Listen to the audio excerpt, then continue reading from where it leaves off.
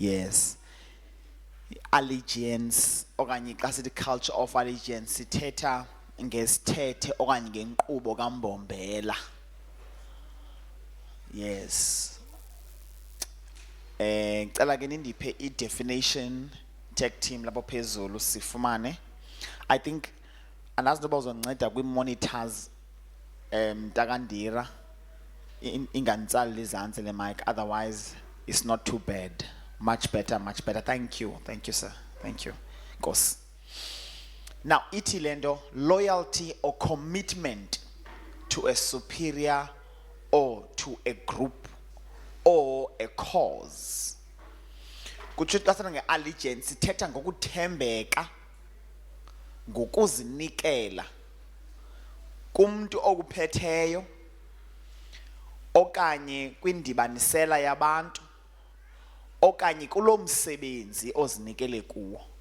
Xa ibizwa ke loo nto kuthiwa yintoni bazalwane bam? Allegiance. Noko xa uba waye esikolweni fanele ukwazi ukuthi allegiance. Sithi yintoni ke bazalwane sithanga namhlanje? Allegiance. Allegiance kuthiwa kukuthembeka okanye kukuzinikela. Uzinikela kokuqala emntwini okuphetheyo, your superior.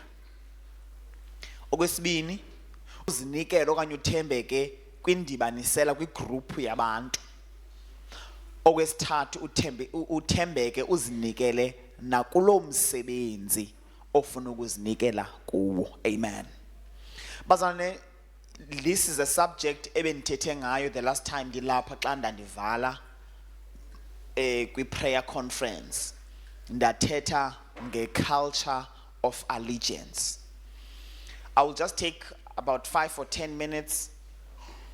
Ndifuna si recap uba sasithethe sathini kwi-culture of allegiance. Xa sasithethe kokuqala, xa sithetha nge-culture of allegiance sithetha ngokuthembeka, ukuba sithembeke komnye nomnye, sibe yinto eyi-one, eyenza into eyi-one ngexesha eliyi-one, siyenza sonke. Amen. Ndenza umzekelo othi izizwe ezininzi zase-Afrika into edala uphuhliso ne-development zicothe. It is because kuyaliwa. Kuba apho kuliwa khona akokhiwa. Kanti xa kukhona uxolo kuyakwazi uba kokhiwe.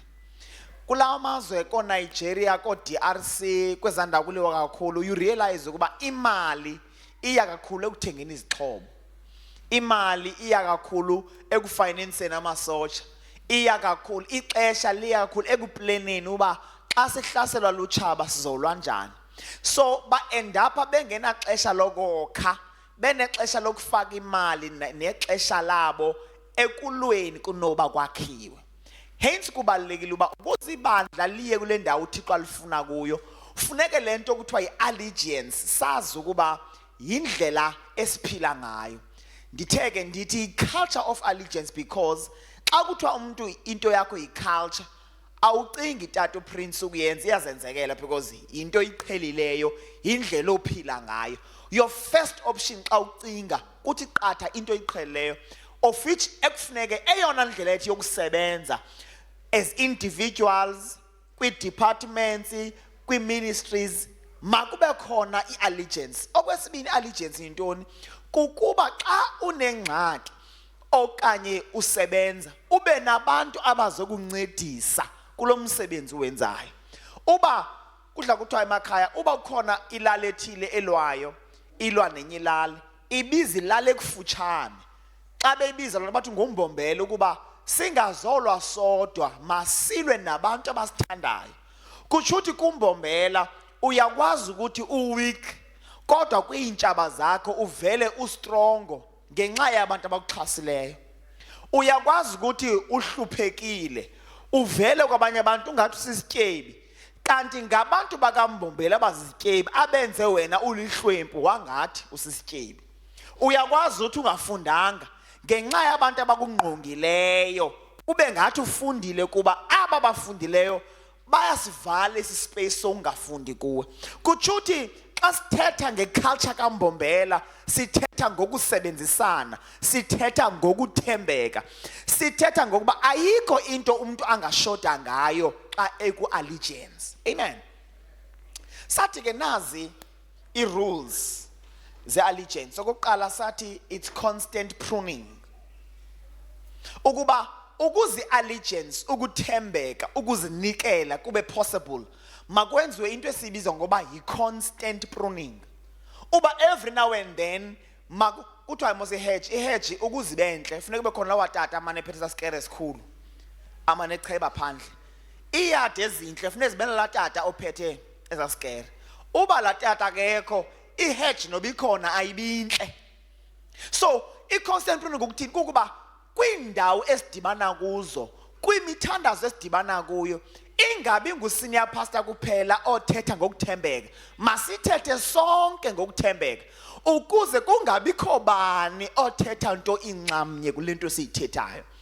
Masithethe ngayo xa sidriver siya esiconferencini, masithethe ngayo xa sizincokolela, masithethe ngayo ku-WhatsApp, sizame ngandlela zonke ukuyiphila. Siyibiza ngalonto nge-constant pruning. Sathi okwesibini, i-allegiance isebenza nge-openness. Funeka ube ngumuntu open ngempilo yakho, ube ngumuntu open ngemali zakho, ube ngumuntu open ngezinto ozithanda nongazithandiyo, so that we can be clear of who you are. Ukubone umuntu ovele okanye I don't think it's possible uba umuntu xa kwagqirha ephethwe inhloko afika pho zathi uphethwe ngumlenze. Kuba xa ifika waxoka uphethwe ngumlenze ephethwe inhloko, ugqirha uzomnika iyeza elizonceda umlenze, ishiyeke inhloko ikhona. Kube useless ukuba uye kwagqirha xa ufike waxoka. Bazalwane, allegiance okanye umbombela awusebenzi xa singabantu abangekho honest and open about our things. Open about your finances, open about your relationships, ukuze sikwazi ba lento iyo phakathi kwethu oyiyo nyani.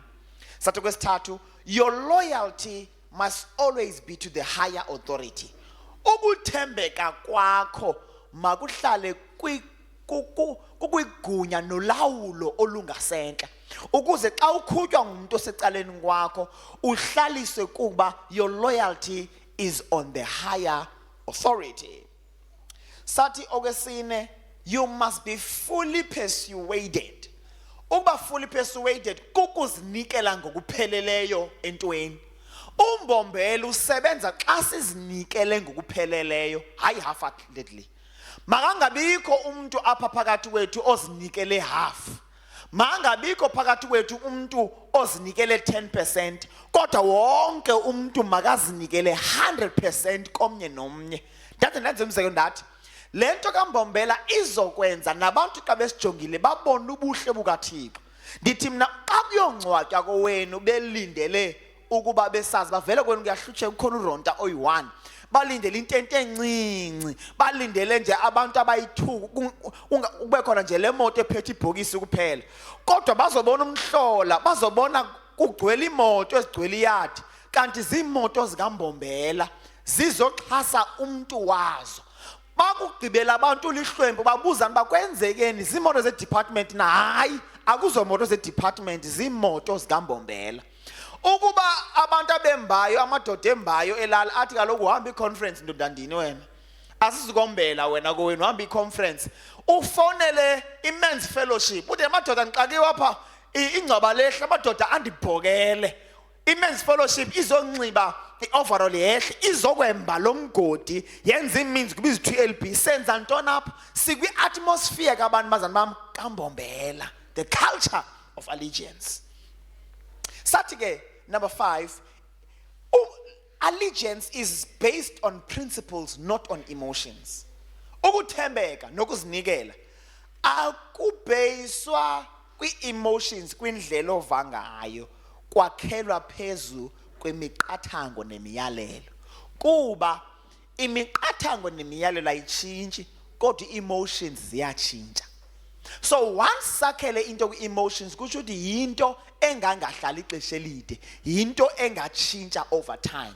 So you must know that, you must make sure that you are a very principled person. And lastly, sathi allegiance will cost you relationships and friends. Sathi ke umbombela unexabiso uzokwenza ulahlekelwe bobunye ubudlelwane, ulahlekelwe zezinye izihlobo, lo gama unezinye izihlobo ezintsha zikambombela. Siyavana bazani bam?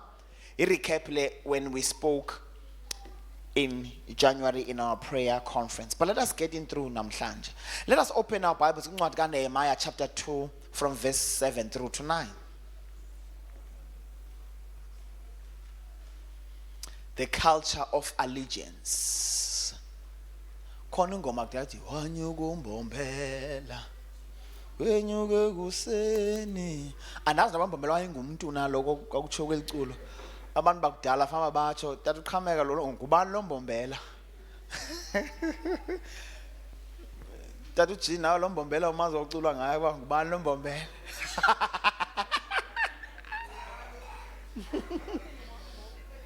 Tathi nje ngwangoku uthi ngwani ke ngumna kabe ngwangoku.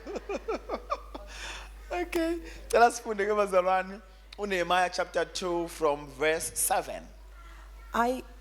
I also said to the king, if it please the king, let me have letters addressed to the governors of the province west of the Euphrates River. Mamelani ngabazana apha libali kaNehemiah.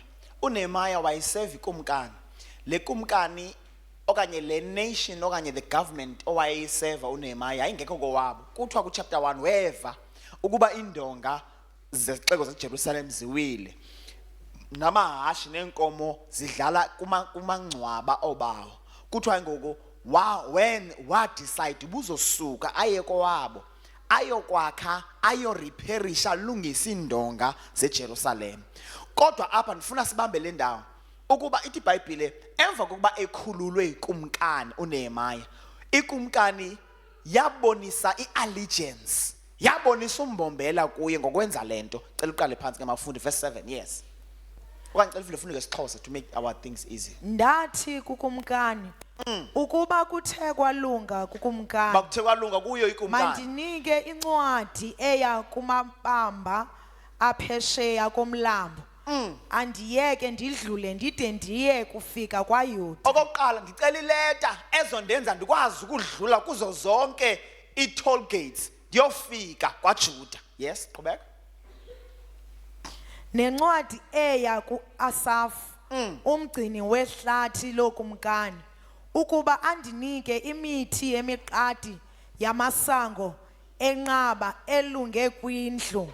Okwesibini ndicela ikumkani indinike ileta eya kuAsafu, indoda ephethe amahlathi, ukuze ndikwazi ukuthatha ndethatha iintonga phanezibonda zokuba ndiyokwazi ukwakha inqaba emzini kabawo. Apha bazana ikumkani ayisukanga kwitrone yayo, kodwa izise iallegiance kuNehemiah. Ukuba Nehemiah noba ndikho phaya uyokwakha khona, kodwa ndizothatha lento ndinayo ndikunike ukuze ukwazi ukusebenza. Ngamanye amaxesha ungangakwazi ukuba khona practically kwizinto ezenziwe ecaweni, kodwa izinto namandla ukuzenza zenze noba ukho.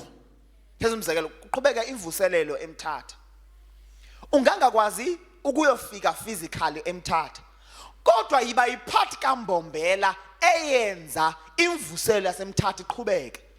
Uyakwazi uba uthi lo kumkani ndiyavuma so utshila ubuya ndikhulula, ndiyavuma so ifakile iposter, kodwa ingabe umjoyinele nombombela owenza la mvuselelo ibe nenkqubela phambili. Wathi kumkani wathi uNehemiah ndicela undinike ileta okokuqala mandihambe kakuhle endleleni. Kuthi noba ufika ngayizama i5 liter yepetrol uba aba bayayo bayofika. Kuthi noba ufika ngayizama umbhako woba aba bashumayelayo badle. Kuthi abavangeli ke bayalamba. Andiyazi ba okanye mhlawumbe kuba besebenza nzima physically ngoba umsebenzi wabo usebenza nzima shame, bathutha izipika, intente imanisiwa, bavuke elibayothandaza, bahamba iopen air ngokuthi bayalamba ngoku kuyafuneka ukudla okuninzi. Kuyabonakala uba uyakwazi ukwenza impumelelo yemvuselelo ungakhange uyoxhoma intente, ungakhange uyothutha isound, ngokujoina the mission that is happening ngokwamandla nawo. Amen. Uba mhlamba kuya kulala ethile kanti unefamily pha ongasicela kuyumzi uba sivule sibe nendawo yokulala. That is part of allegiance. I-allegiance bazalwane is not only ukuthetha ngomlomo but kukuthi lento yenziwayo ndiyinxalenye yayo nam. Amen. Qhubeka ma. Neyodonga lo. Okay. Nencwadi eya kuAsaf umgcini wehlathi lokumkani ukuba andinike imithi yemiqadi yamasango enqaba elunge kwindlu neyodonga lomzi neyendlu endiyakuhlala kuyo. Qhubeka. Wandinika ke ukumkani ngokwesandla sikaThixo esilungileyo esiphezu kwam. Ndafika kumabamba angeneno komlambo ndawanika incwadi zokumkani. Ke kaloku ukumkani ubendikhuphele nam abathetheli bempi nabamahashe. Bathi ke oSanibhalathi waseHoron noTobiya umkhonzi Amoni bakuyiva lonto kwaba kubi kubo ngobubi obukhulu ukuba kufike umuntu ofuna ukuba kulunge koonyana bakaSirayeli. Enkosi.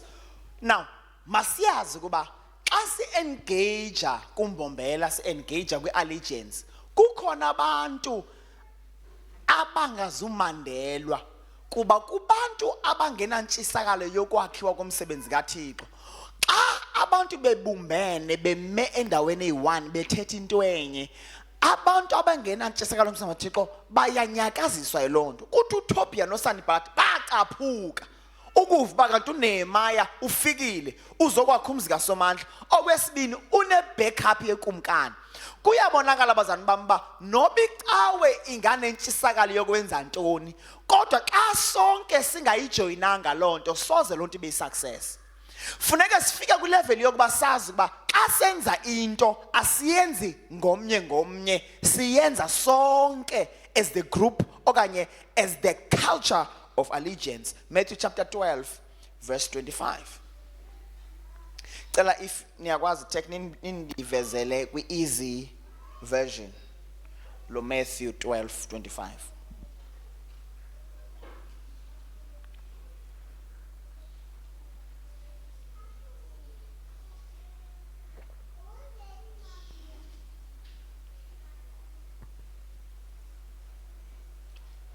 $12.25, not 45.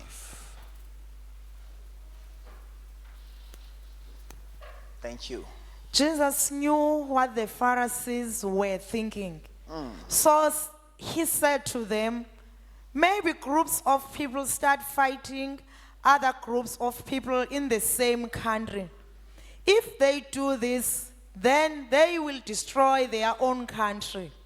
Or perhaps the people in one city or one family start fighting each other, then they will destroy their own city or family. Let's for the last Xhosa.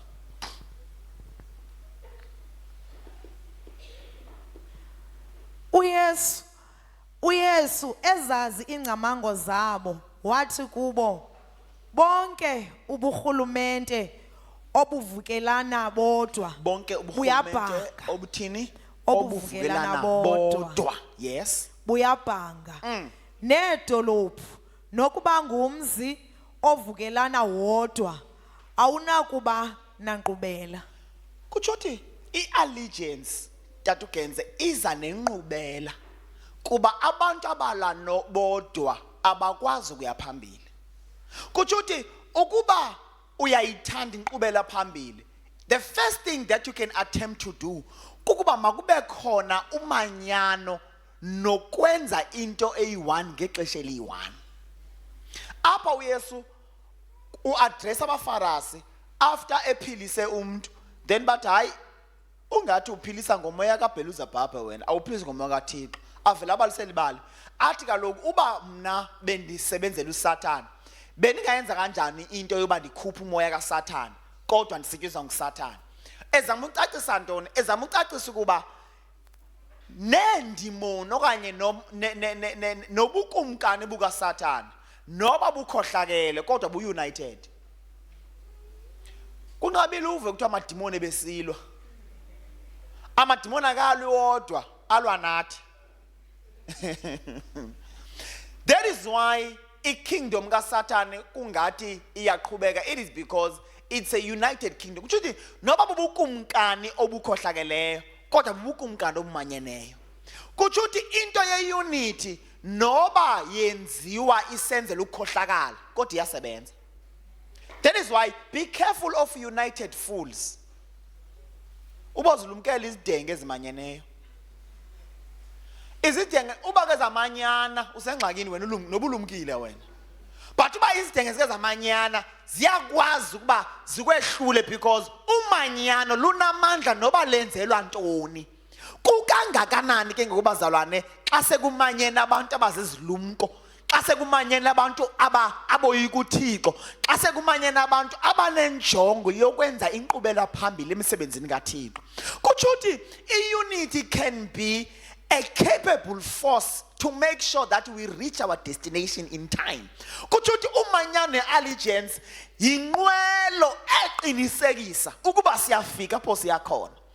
Kutsho ukuthi noba unganamandla angani ugcotywa nganani, xa into uyenza wedwa ngeke ukhawuleze ngale ndlela obungayenza ngayo xa ubuyenza nabanye abantu.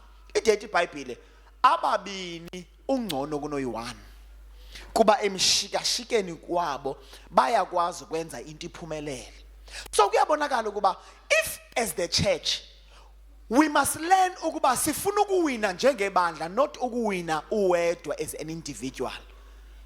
So strip down i-pride ethi ufuna ukwenza wedwa. Isusa impakamo ethi yonke into ungayenza wedwa. Isusa impakamo ethi yonke into kufuneke ibe inegama lakho ukuze uyenze ibe yilento ekufuneka ibe yiyo. But i-allegiance ithi sijoyina amandla ethu, sijoyina i-forces zethu, sijoyine bonke ubulumko namandla nemali esinayo, sisenzela for one purpose, the advancement of the kingdom of God. Amen. Let's move. Proverbs chapter 30 verse 29 and 31. Ninifakele mhlawumbe sesixhosa kuthiwa ngu-96. Proverbs 30, I think imizekeliso mos ngesixhosa.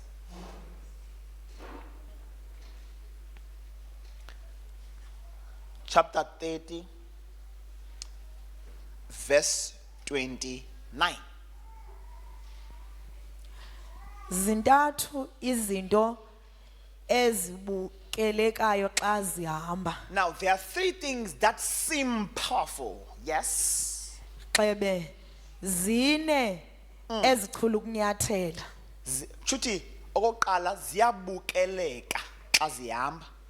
Okwesibini zithi chu ukunyathela. Kutsho ukuthi ngumbono omhle. Yes, qhubeka. Ukuba wenze izinto zobudenge waziphakamisa, okanye ukuba uthe waceba ububi khawuthi xa,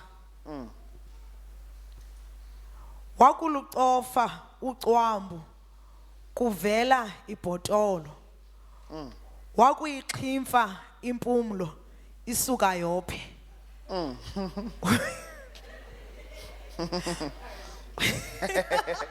Qhubeka. Wakuxhokonxa umsindo kugqabhuka imbambano. Yes, verse 31. La ngamazi Hayi, ku chapter 30 bazana. Hey ndixakiwe izintoni izinto ezifundayo.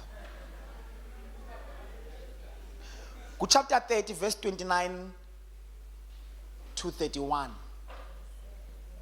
Wathi siphe sixhosa kanti kutheni ndangayiva la ndiyifunayo kanti. Hayi ngeke wayibuyela ku 75 soze bazalwane ngeke. Because my main point is on the last verse of verse 31. Izinto zintathu ezihamba ngokunyalasa. Hayi zine ezilungisayo ukuhamba. Yes.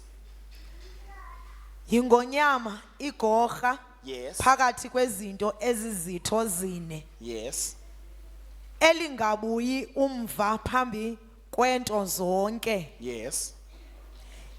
Yinja elingezi nokuba yinkunzi yebhokhwe ngukumkani enomkhosi wakhe. This is the last part I wanted ke bazalwane. Yikumkani ehamba nomkhosi wakhe. Uthi lo 96 endimbone apha.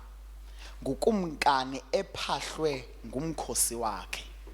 Uphi lo wenu 96 uthene ngayitsho lo wenu?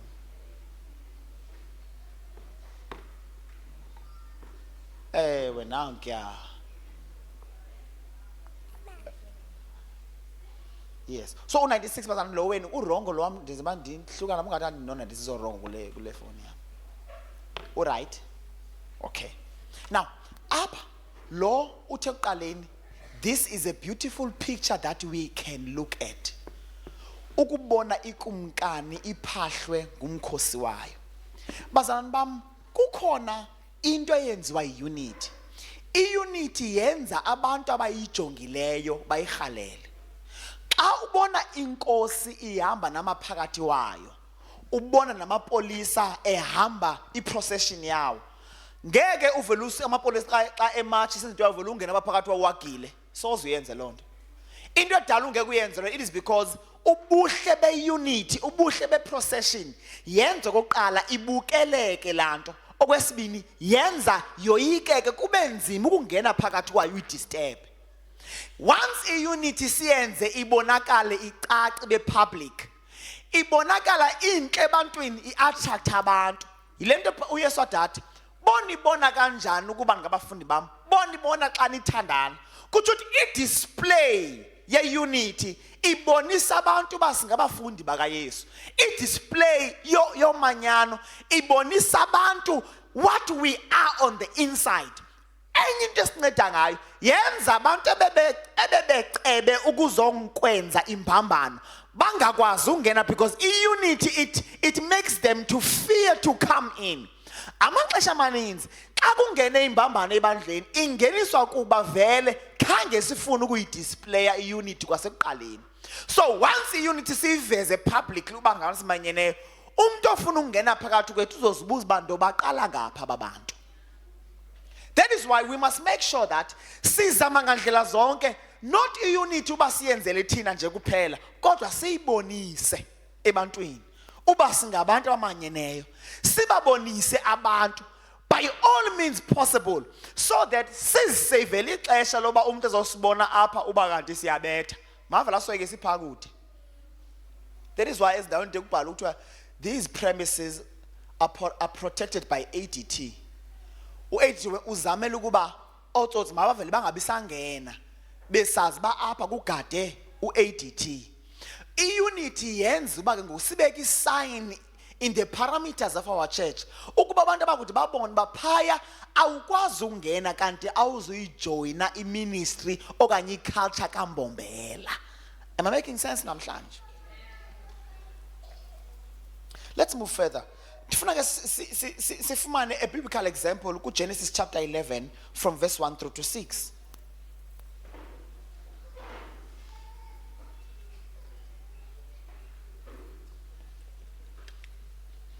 Genesis chapter 11 from verse 1 through to 6.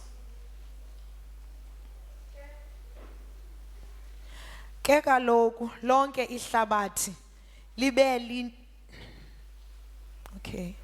Ke kaloku lonke ihlabathi libe lintethonye limazimanye. Okay, abazana libali elilule ngicimba basiyalazi ekuthiwa khona abantu abathi bafuna ukwakha inqaba. Le nqaba bazoyakha iyofika ezulwini bezakhela igama labo. Kuthiwa ke ngoku into eyaqapheleka kwabantu kuba babe ntetho inye bemazwi anye. Yes, qhubeka ma.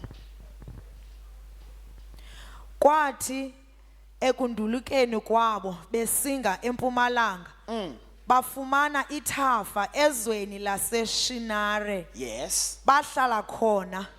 Bathi abanye kwabanye yizani senze izitena sizitshise kunene. Baba nezitena endaweni yamatye nebhetumeni endaweni yodaka.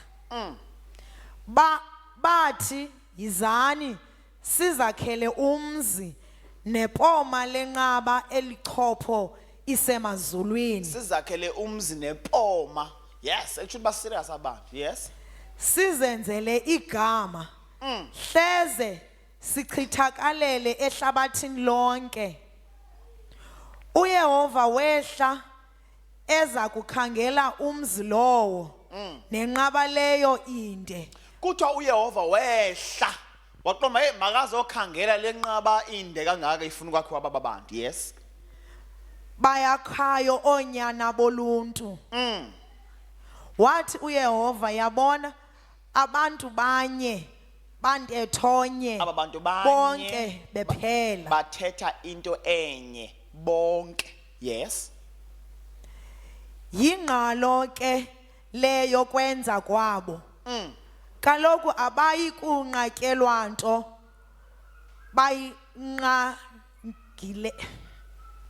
bayinqagiyeleyo ukuyenza.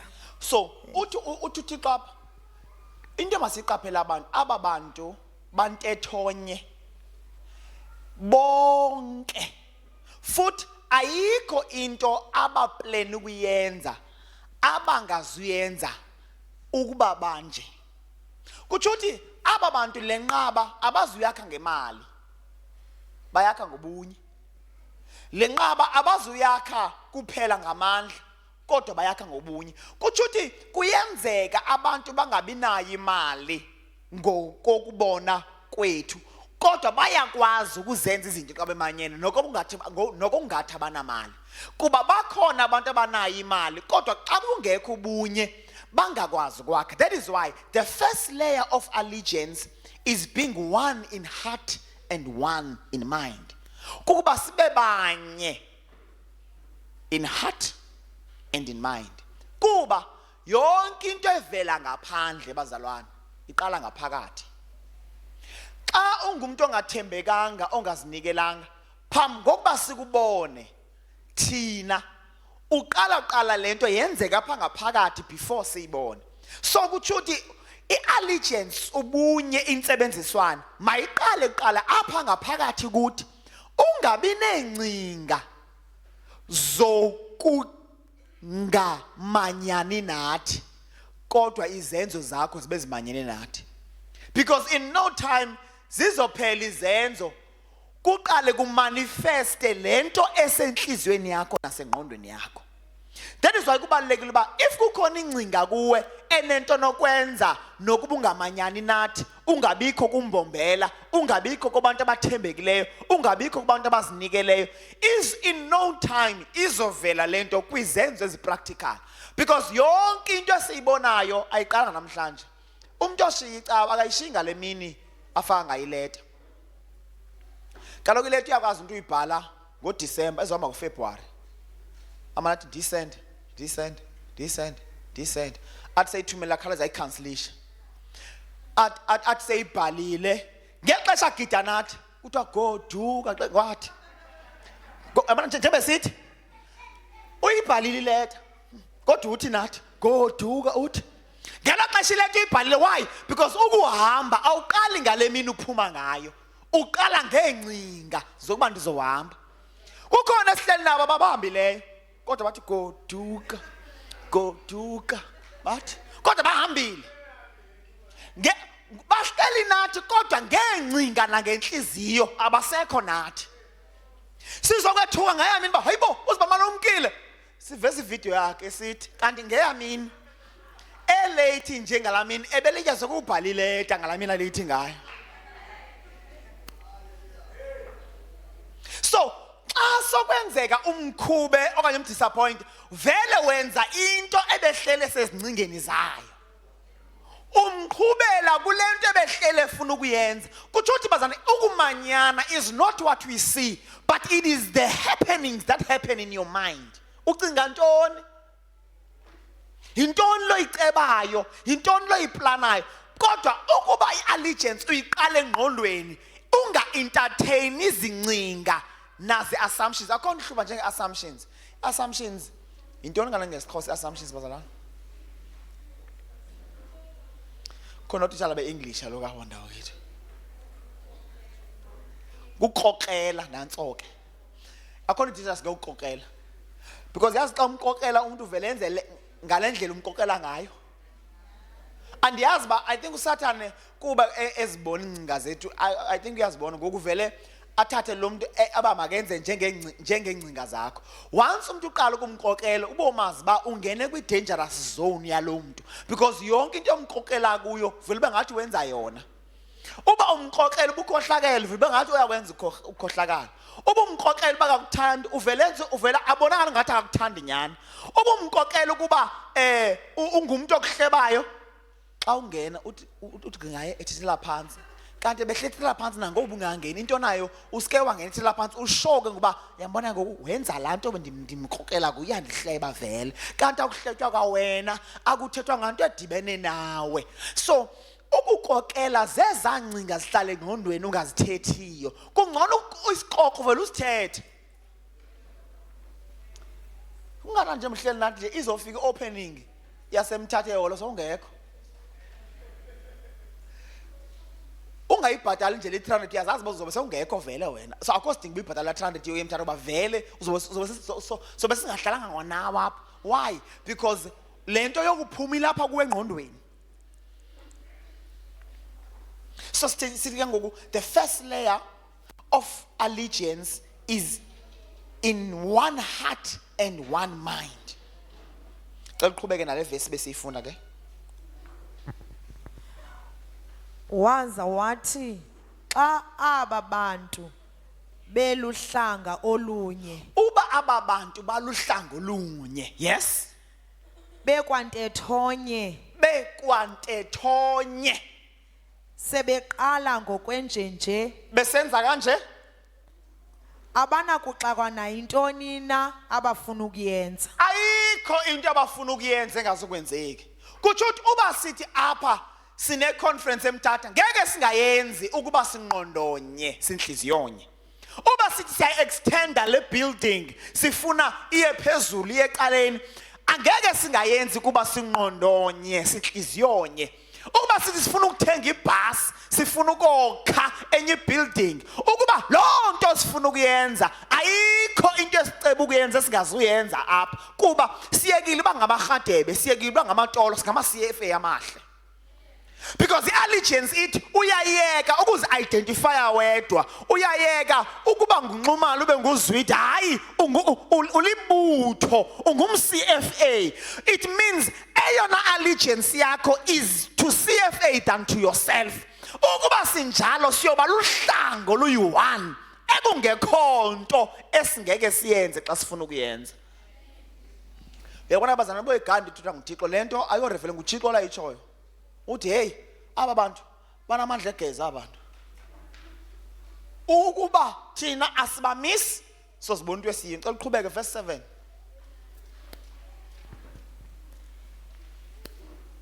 Yizani sihle ulwimi lwabo silwenze lube yingxubakaxaka. Yes. Khona ukuze bangavani ngentetho. Now the second layer of allegiance is being one in speech ke ngoku.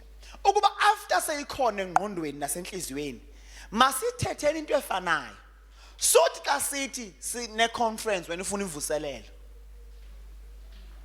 Bayi kona into ebizwa right ivuselelo lapha nesi conference into ufuna ulanda imiphefumulo into efuneka imiphefumulo lapha. Lento bezispeakers it means go udisturba ngokwentetho. Thetha lento siyithethayo.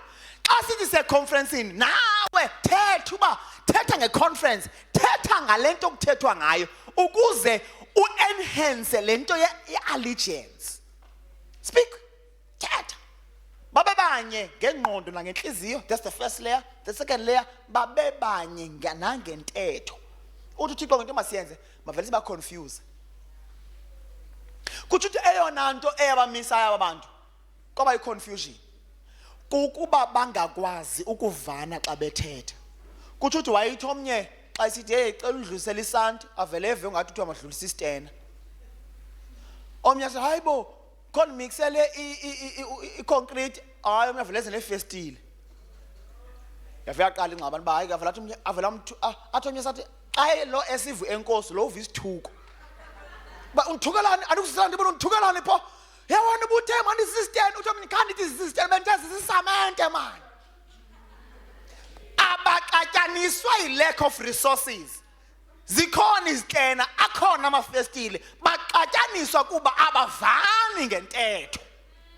Kuthi lilonke abamiswanga kukuphela kwezinto, abamiswanga kukuphela kwemisebenzi, bamiswe kuba aba bantu abasevani.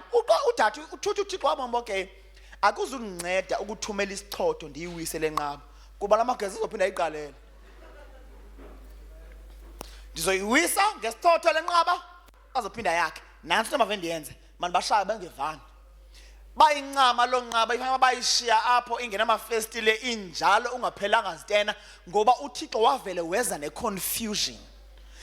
Anjalo amabandla abaninzi ukuba angabi lanqubela phambili kuba kukhona iconfusion yentetha.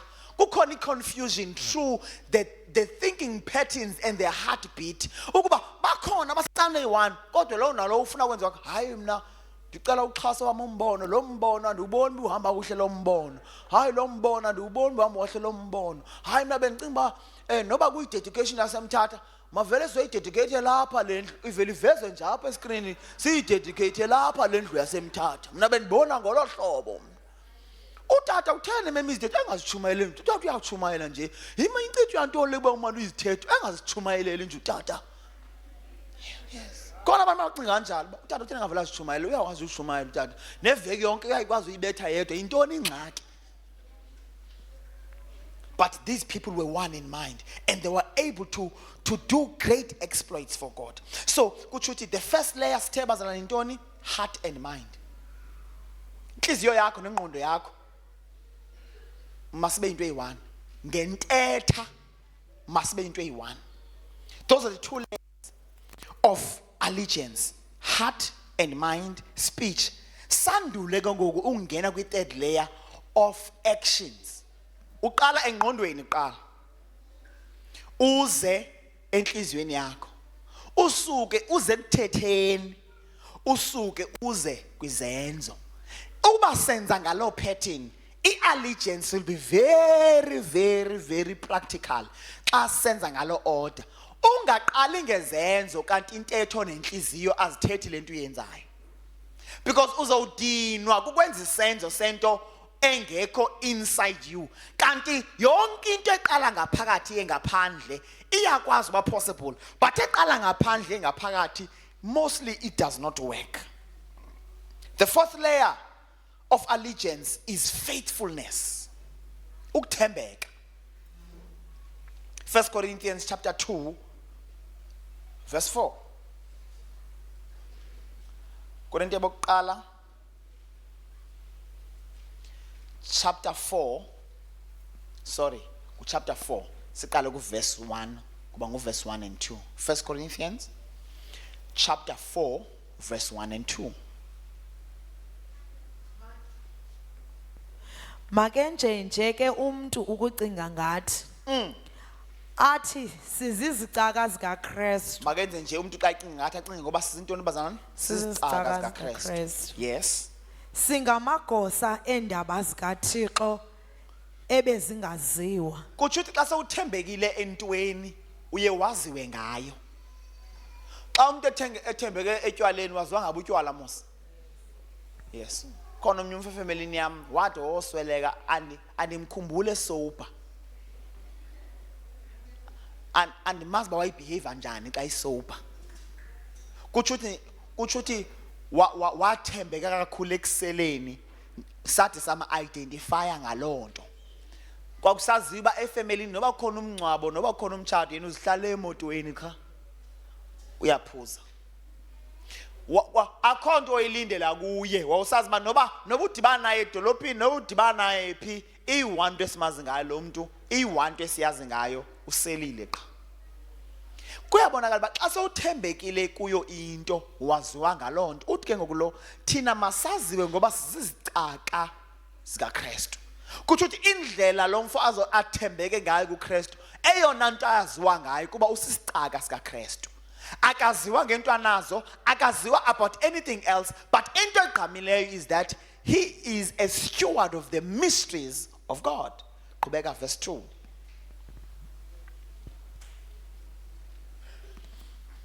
Into elindelekileyo ke kumagosa kukuba ahlale ethembekile. Into etheni bazana bam eli kutsho ukuthi ngumqathango ukuba ukuze kuthiwe uligosa elizinikeleyo uligosa likambombela, eyona nto yokuqala elindelekileyo kuba uhlale uthembekile. Can we read in English?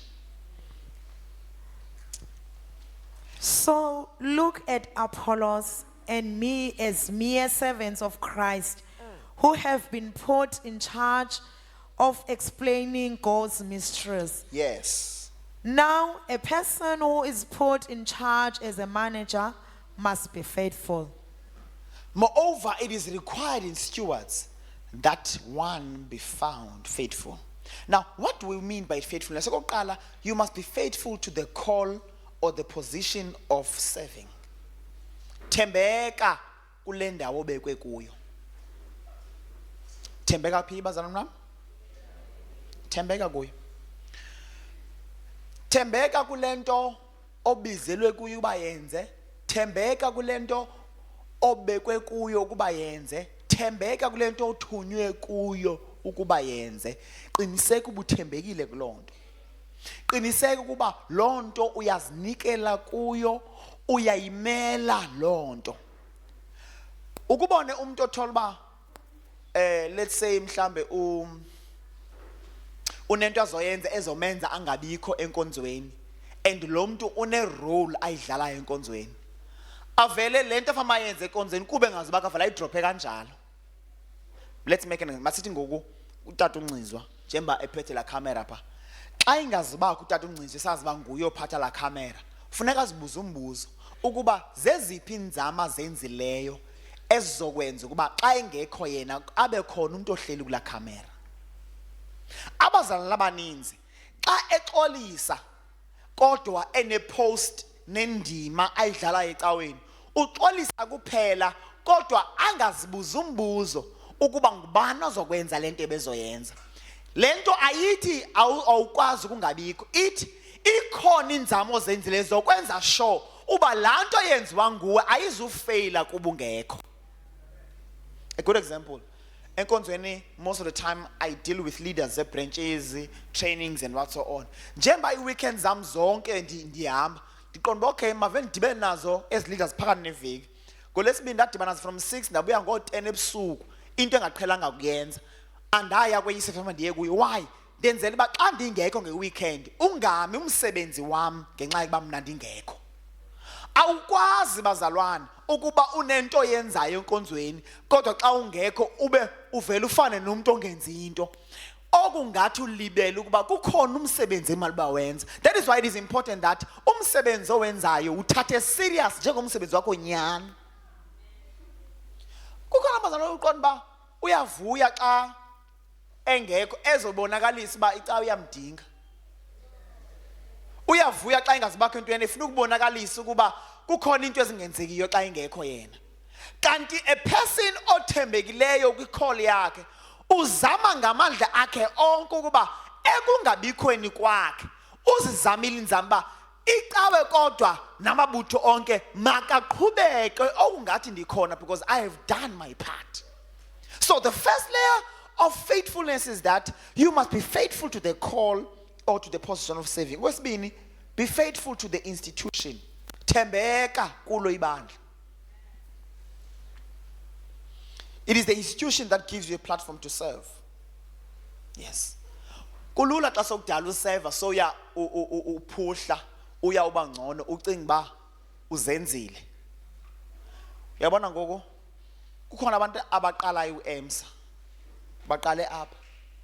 Angathi emva kwe 3 years dase MC obhatalwayo ne invoice avela siphoqeqhoqa sine conference alandele le invoice ulibele ba apha sasimnyamezele thina emane ephatha umlomo sasimnyamezele apha esela amanzi impela elenca umlomo hayi ke bathandekayo samnyamezela samnangxaki thina elenca umlomo ulibele ba i-institution emnike i-platform yamenza wayilento ayiyo. Yes. Omnye uzobona kuba eklina kuhle hall avula ikhampani ye-cleaning services. Acinga ba into umkhukatakazi ba is the opportunity that was given a church emenze wathi wovula nekhampani yakhe of cleaning services. Ethethe uba njemba esenza la msebenzi makaqiniseke kodwa uthembekile kuyo institution. Yes, uthembekile kwi platform, uthembekile kwibandla lakho, uthembekile kwibandla lakho noba sesikwi region. Ukhona abantu othi maxa sithetha pha ku region ku fundraiser pha bangafaka bona kule plastic lethu. Ufuna umuntu esine ecaleni pho uyazi akazubona pha ubakafaka ngemali ngenxa basisendibandibeni. Kanti xa uthembekile unapha kwi region uyazibonakalisa ba ubhilongapi ungowapi. Amen. Thembeka to the institution. Be faithful. Be faithful to the one who appointed you. Thembeka kulo mntu wakwenyulayo wakubeka ukuba wenze umsebenzi. Sekuqala thembeka kwi-call. Thembeka kubizo lwakho, thembeka kule nto uyisevayo. Okwesibini sathi thembeka kulo ibandla kuba lukunika i-platform. Sokwesithathu thembeka nakulo mntu okunike ithuba ke ngoku. Ngeke ndibone abantu xa befike ecaweni bengezo friends xa behamba bephuma sebezi friends bekhubeke kumfundisi bobabini. Balibali bebengeke babengabangani if it was not for this pastor. Bebengazana ukabona bazane because of this pastor. Bazane because lo mfundisi bafaka ekommitini eli-1, bazane because lo mfundisi banike ithuba lokuseva kayi-1. So zifundisa ukuthembeka emntwini who has given you a chance to do your call, a chance to serve God. Thembeka kulo muntu. Ungabe ngumuntu oliphepha othembeka kulo muntu uqala wadibana naye. Ukumbona umuntu oqala nincokola ba hey kona inhle le mat i-red inhle.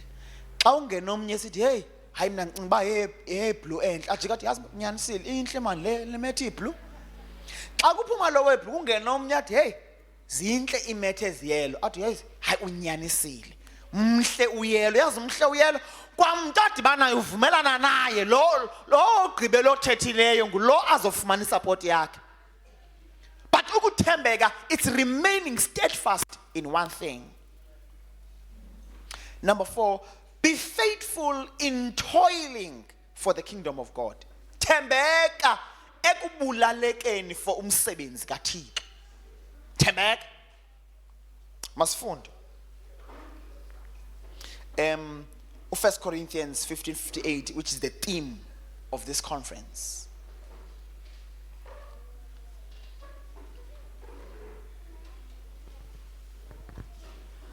Ngoko ke mawethu athandekayo. Ngoko ke ma-CFA athandekayo. Yes. Yomelelani. Okokuqala yenzani njani bazali bam? Yomelelani. Umuntu omelelayo ngumuntu ongaziva inhlungu. Uyaziva kodwa thini omelele. Ngumuntu ongadinwayo. Uyadina kodwa thini bazalwane? Omelele. Kutsho ukuthi umuntu ongomelelanga nomeleleyo behlelwa zizinto eziyi-1 kodwa i-actions okanye i-reactions zabo azifani. Umuntu omeleleyo tata ugenzi uyakwazi naye ukudriver i-10 hours edriver kodwa yena akwazi ufike enze umsebenzi apha yakhona. Kodwa ongomelelanga afika afuna ukulala emva kwe-10 hours driving. Abantu behamba ngemoto efanayo, bahamba i-distance efanayo, but umehluko omnye womelele, omnye ubambelele kule nto azoyenza, omnye uthembekile kule nto azoyenza. Uthi ke ngoko ke ma-CFA yathandekayo yomelelani. Yes. Yomelelani ningathandabuzi. Ningathini bazalwane bam? Ningathandabuzi. Ningathini? Ningathandabuzi. Kutsho ukuthi ukuthandabuza kukuqonda ba ndiyayenza le nto iyakhathalisa le nto. Ndiyayenza kona kutheni singaphumli. ndiyayenza lento kona bingekho besingeke siyenze ngelinye ixesha kuthi ukuthandabuza ukuthi into uyenza kodwa ucinga ba bekufama andiyenzi kodwa bekufama ndiyayeka ukuthi uqinga ba ndiyapledge kona ukupledge kodwa hey ngeke zininzi manje ezi zinto ukuthandabuza uthi ke ngoku ningathandabuzi and ukuthandabuza okuninzi lana bendithethile kusengqondweni nasenhliziyweni kunoba kube ngaphandle uthi ke ngolobhalayo uyanicenga umpostoli uPawulos masiyefe yamahle athandekayo yomelelani okwesibini ningathandabuzi yes yisebenzeleni ngenkuthalo inkosi yisebenzeleni inkosi ngantoni bazalwana ngenkuthalo besithe intoni diligence kwi-first session anyone constant efforts besithe ukukhuthala bazalwana ayiko kuhambela phezulu kuphela kodwa ukukhuthala kukuzama nokwenza imigudu mpela uthi ke ngokulo ngoko ke mawethu athandekayo yomelelani ningathandabuzi niyisebenzele inkosi ngenkuthalo kuthi uthi njemba somelele futhi singathandabuzi masiyenze lento yokomela nongathandabuzi siyenze mpela uthi conference ziright xa zininzi kukhuthala ngoba sizama ukudibana mpela ku right pledges xa zininzi ngoba sizama ukukhuthala mpela kuthi uthi xa ububhizi emsebenzini kaThixo kukona kukhuthala ngokwendlela uThixo abona ngayo izinto qhubeka yisebenzeleni ngenkuthalo inkosi ngalo lonke ixesha yisebenzeleni ngenkuthalo inkosi ngoJuni kuphela ngoMarch kuphela no ngoDisemba kuphela hayi xa sinemali hayi xa kumnandi hayi xa siphangela hayi ngalo lonke intoni bazalwane ixesha kuthi uthi kahle ayikho isizini ayikho inyanga ayikho iveki alukho usuku ayikho ihour ayikho iminute ayikho isecond apho bekumele basimsebenzele uThixo kuthi xa uthi awuphumule usuku wenze into enkulu ngoba bekufamba lonke ixesha all the time throughout the clock siyisebenzele inkosi ngokomelela siyisebenzele inkosi ngokungathandabuzi siyisebenzele inkosi ngokukhuthala ngalo lonke ixesha let's move forward kuba kakade ukubulaleka kwenu ngenxa yenkosi akunakulambatha kuba vele nokubulaleka kwethu ngenxa yenkosi kuthi uthi umbhalo uyazi ba kukhona ukubulaleka kwezinye izinto kodwa xa nibulaleka ngenxa yenkosi akulambatha enkosini xa nifundele ke uRomans chapter 16 verse 6 nindifundele ku-TPT nasesiXhoseni Romans chapter 16 verse 6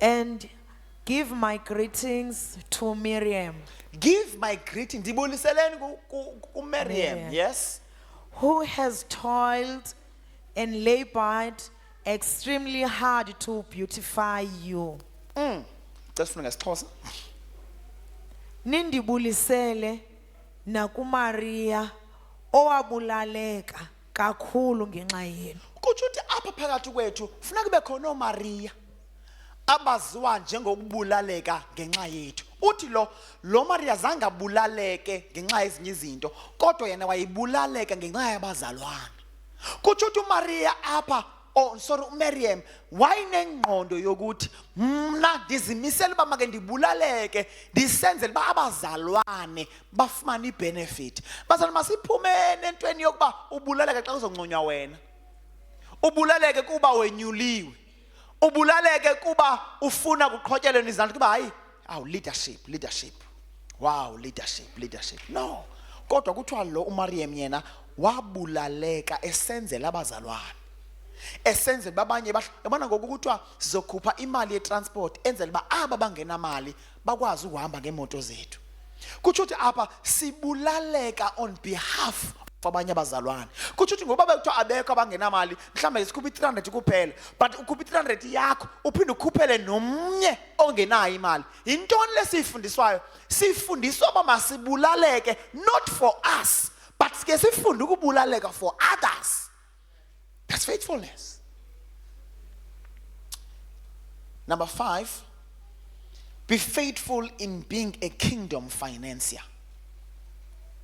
Thembeka ukuba ngumuntu oxhasa umsebenzi kaThixo ngezimali. Thembeke kulonto. Luke chapter 8 from verse 1.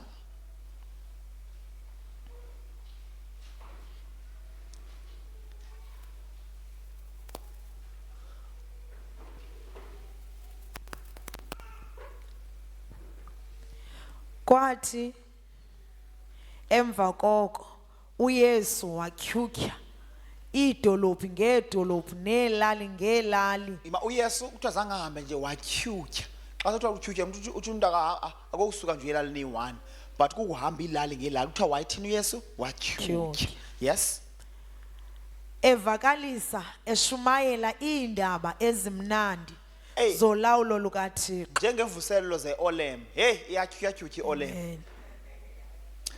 I-Olem uyigqibela iseliqhoqweni. Uthi yeva iselihlwahlwasa. Xa ingekaphela sahlwahlwasa sekuphuma enye iposter ethi yeNtabankulu. Ngoku iqhubekayo laseNtabankulu kuphuma enye iposter ethi yeMthatha. Kutsho ukuthi i-Olem yenza ntoni bazalwane? Iyatyhutyha. Yenza lento ayisenziwa nguYesu. Amen. Kuthi uYesu wayenemvuselelo kancane usemvuselelo kancane ngomsebenzi kaThixo. Kuthiwa ke wayesenza loo nto uYesu. Qhubeka. Wayehamba nabafundi bakhe abali12. Ehamba nabafundi bakhe abali12. Kwakukho nabafazi abathile ababephiliswe kwiidimoni nasebulwelweni. YayinguMaria ekuthiwa ngowasemaGadala, ekwakuphume kuye iindimoni ezisixhenxe. Cela uphinde le verse oyifundayo nguvesi ba? Verse 2. Verse 2. Cela uphinde verse 2, yes. Kwakukho nabafazi abathile ababephiliswe kwiindimoni nasebulwelweni. Yes. YayinguMaria ekuthiwa ngowasemaGadala, ekwakuphume kuye iindimoni ezisixhenxe. Yes. NoYohana umkaKuza, igosa likaHerode, noSusana kwanabanye abaninzi. Bona babelungiselela uYesu nabafundi bakhe. Aba bazalwane babalwa apha umsebenzi wabo bona babengashumayeli xa kushunyayela, kodwa babelungiselela. Besenzela ba abashumayelayo bawenze kakuhle umsebenzi bengena stress. Akho nto imbazana njengoba ushumayela ulayite igenerator intendeni uyaqonda ba funeka ukhawuleze iyaphela i5 litre generator. Funeke ubethe i10 minutes kuba iyaphela i5 litres generating.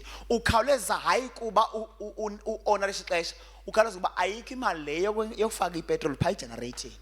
Kutsho ukuthi xa singabantu abathembekileyo ukuba sixhasa umsebenzi kaThixo ngemali, sibe zi-kingdom financiers, senza aba basebenza actively on the ground bakwazi ukwenza umsebenzi wabo ngokucacileyo. Kuthiwa aba mama babe umsebenzi wabo uyi-1. Asibakhumbuli bethetha beshumayela bemepulpit, asibakhumbuli be-actively engaged in preaching, kodwa babaliwe ekutyhutyhatyhutyheni kwevangeli kuba ithi esingesi Susanna and many others who were contributing their own resources to support Jesus and his disciples. Umsebenzi wabo Susanna bona babethatha imali zabo ukwenzela umsebenzi kaThixo mawuqhubeke uhambe njalo. Mawuqhubeke umsebenzi kaThixo uye kwilali ngelali, uye kwizixeko ngezixeko, uye kwidolophu ngedolophu, uye kwi-cities nge-cities, kuba kukhona abantu emva kwale Olem abafaka imali. Abathi phambili ma-Olem phambili. Bamile. Yonke lento yenziwa ngabantu abatheni, ngabantu abakwi-culture of allegiance, abakumbombela. Umbombela uthi uyakwazi ungayenzi into, kodwa wenze lo akwazi ukuyenza ayenze kakuhle. Uyakwazi ukuba ungaculi phambili kodwa uqiniseke uba lo oculayo imic yakhe right. Uyakwazi ukuba ungabikho kwabashumayelayo kodwa uqiniseke uba aba bashumayelayo bashumayela kakuhle. Uyakwazi ungabikho kwaba sekomitini bakhokhela idepartment kodwa uqiniseke uba bonke lo msebenzi wabo wenza kakuhle because banenkxaso esuka kuwe. Bazalwane, ndiyandivuselela ngoko njengombanjwa wasenkosini ukuba asingeni kumbombela kukhona ilevel esingeke sifike kuyo, kukhona izinto esingeke sikwazi ukuzenza, kukhona befundisi ekufuneke bayeke imisebenzi yabo bazosebenzela uThixo fully but bayathandabuza because bayacinga uba how are they going to live. Kanti babekhona abantu abasupport umsebenzi ngemali, ngebekwazi abantu abanyaniselekileyo bakwazi ukuhlala entempileni benze umsebenzi kaThixo. Ukuba siyenzi lento kutsho ukuthi kukhona umsebenzi ongazukwenzeka. Wena ndiyavuma ubizela ngumfundisi kodwa ungenza abababizele ukwenza umsebenzi wenkosi njengabefundisi bawenze bengenaxhala. Oh bazalwane, uyibona omnye ufuma lo mfundisi lo uzama amatoho angaphandle because akana worry ngewenza lamatoho but uwenzele uba akwazi ubaphile because abantu abashumayezayo ngabantu abangazimiselanga ukuxhasa umsebenzi kaThixo. Uthi omnye umfundisi xa ngale verse uthi into edala kubalwe ingxaki zabo abamama kubalwa uba omnye wayenamadimoni ayi-7 kuthi uthi bethatha imali yabo nje bexhasa umsebenzi banento ethi ndicela lento eyandikhupha amadimoni ifike nokwabanye. Uthi lento yandisindisayo mayingapheli kum mayiye nokwabanye. Kutsho uthi in response of the mercies of God we must commit ourselves. Uthi Romans chapter 12, therefore bazalwane, you must present your bodies as a living sacrifice. Xa ufunda umaRoma from chapter 1 to chapter 11 tatukenze kuthethwa ngeenceba zikaThixo, kuthethwa ngokulunga kukaThixo, kuthethwa ngobuhle bukaYesu. Uthi uPawulos ku chapter 12 xa nibuyisa ke bazalwane niresponda kwiimesi zikaThixo zinikeleni. The only way and the fundamental way to respond to the message of God is for us to be committed to His work. The only thing we can do the only thing we can do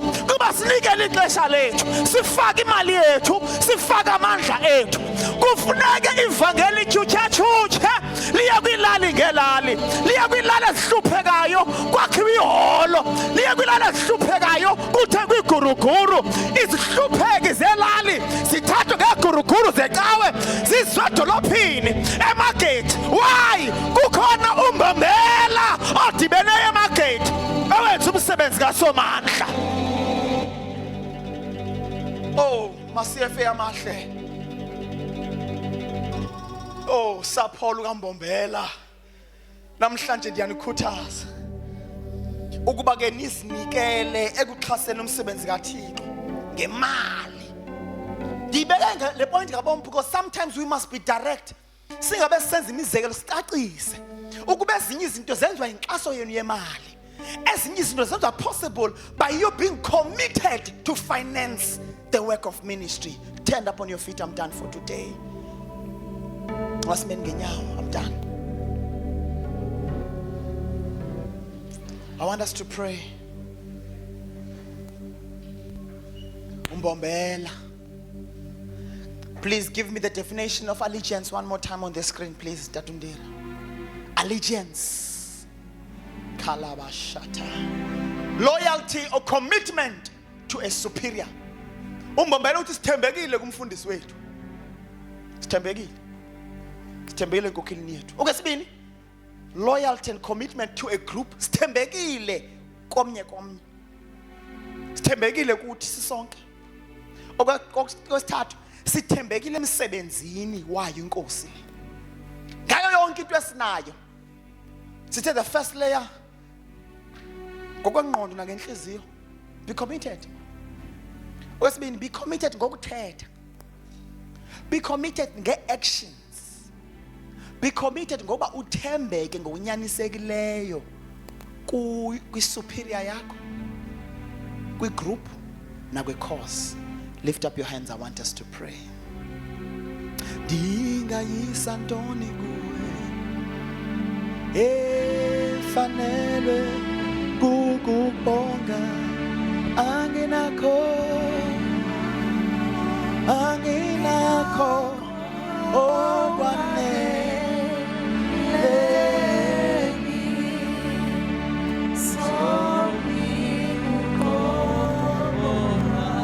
ngingayisa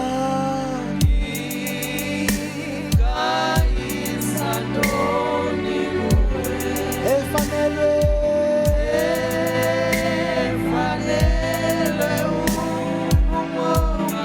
anginakho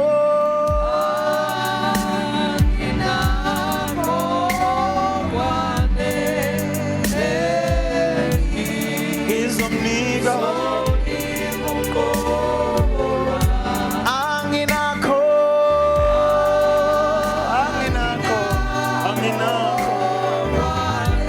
okwanele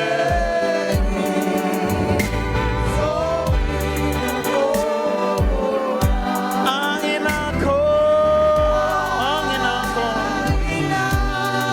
the culture of allegiance ngizomnika anginakho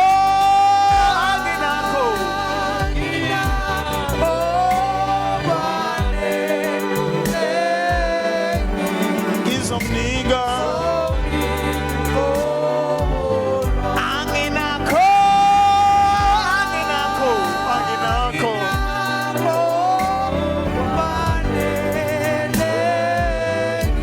ngizomnika. One more time, lift up your voice. Anginakho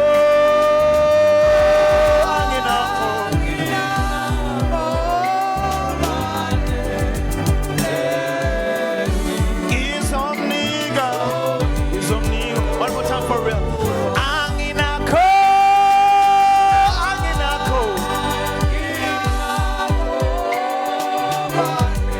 okwanele ngizomnika. It's time of the song, the culture of allegiance. Come on, open your mouth and pray. Baba, sincede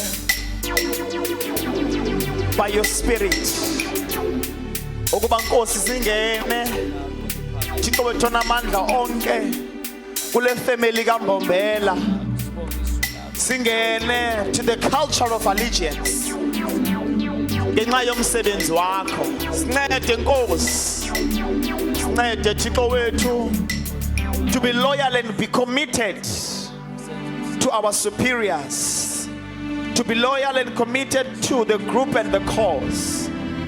Thixo wethu onamandla, ndiyathandaza ukuba ngomoya ongcwele wakho usincede to alineate zonke ingcinga, konke ukukhonkxa okwenza Thixo wethu onamandla sephule uMbombela. Sincede Nkosi ngomoya wengcwele wakhe sidile namakratshi neempakamo ne-selfishness ezenza uMbombela angemi angaphumeleli. Nkosi yami somandla, siyabonga for the speed, for the momentum that we have gained through the culture of allegiance.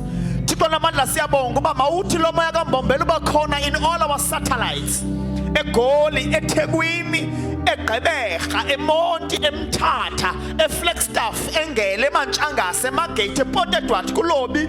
Thixo wethu onamandla onke, let all the satellites know that we are one and we have one aim to please you and you alone.